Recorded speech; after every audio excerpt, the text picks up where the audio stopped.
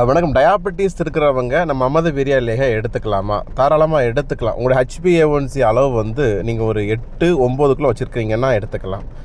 மற்றபடி நீங்கள் எடுத்துக்கணும்னு ஆசைப்பட்டீங்கன்னா, உங்களுக்கு டவுட் இருக்குதுங்கிற பட்சத்தில் உங்களுடைய சுகரினுடைய அளவு எம்டி ஸ்டொமக்கில் செக் பண்ணுங்கள். ஒரு வாரத்திற்கு மமத வீரியாவை எடுத்துகிட்டு அடுத்த வாரம் மீண்டும் செக் பண்ணி பாருங்கள். சரிங்களா? அது பெரிய லெவலில் வித்தியாசங்கள் எதுவும் இல்லை. முன்னாடி இருந்ததை விட உடம்பு நல்லா ஆரோக்கியமாக இருக்குதுங்கிற பட்சத்தில் தொடர்ந்து பயன்படுத்தலாம். ஏன்னா இந்த மமத வீரியா நீங்கள் சாப்பிட்றதுனால உடம்பில் இதனால் சுகர் வந்து அதிகமாயிருமோன்ற பயம் உங்களுக்கு தேவையில்லை. வழக்கமாக காலையில் இட்லி தோசை சாப்பிடும் பொழுது உங்களுக்கு உடம்புல என்ன சுகர் ஏறுமோ அதுதான் இதுலேயும் நம்ம ஏறப்போகுது.